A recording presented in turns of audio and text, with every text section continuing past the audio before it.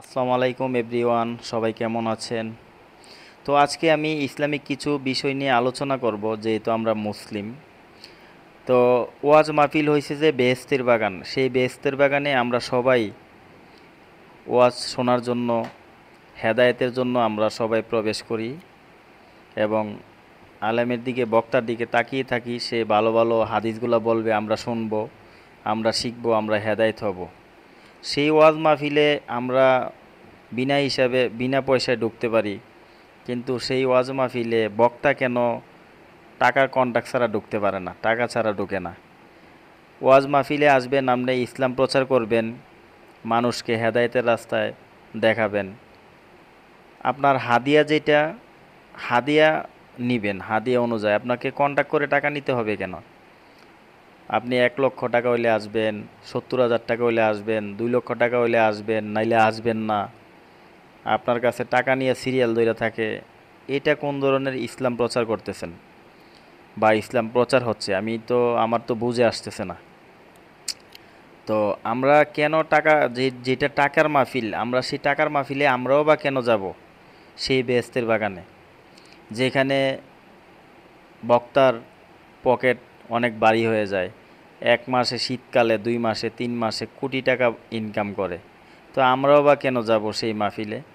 আমরা তো মোবাইলে ওয়াজ শুনতে পারি, আমরা তো হাদিসও শুনতে পারি।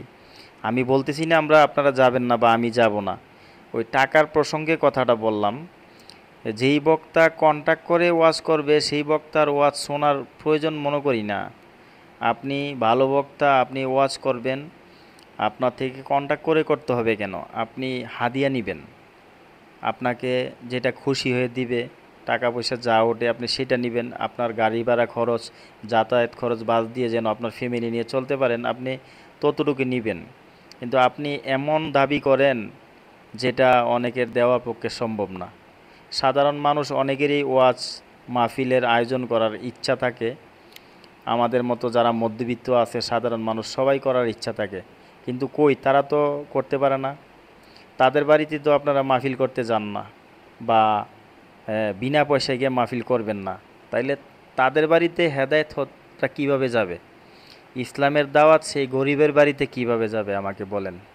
যাদের টাকা পয়সা আছে, যারা টাকাওয়ালা, তারা আপনাদেরকে 1,00,000 টাকা, 1,50,000 টাকা দিয়ে আনবে নামের জন্য, সুনামের জন্য। এখন যারা গরিব মানুষ, সাধারণ পাবলিক আছে, মধ্যবিত্ত আছে, তারা আপনাদেরকে কিভাবে আনবে ভাই? আপনারা ডিগ্রি, আপনারা বড় বড় টাইটেল লাগাইয়া, আপনারা ওয়াজ বক্তার টাইটেল লাগাইয়া আপনারা বইসা আছেন ভাইরাল হইয়া। এখন আপনার ডিমান্ড একটা ফিক্স করছেন, সেই ডিমান্ডটা বরাবর যদি না হয়, আপনারা কন্ট্যাক্ট বরাবর না হইলে আপনারা আসতে চান না। আপনাদের এগুলা বাদ দেন, এগুলা বাদ দিয়ে আপনারা দিনের কাজ করলে সুন্দরভাবে করেন, যেটা ইমানি কাজ। আপনি কন্ট্যাক্ট করে আসতেছেন 1 লক্ষ, 1.5 লক্ষ টাকা, 2 লক্ষ টাকা দিয়ে, এটা কোন ধরনের ইমানি কাজ? এটা ভাই আমার বুঝে আসতেছে না।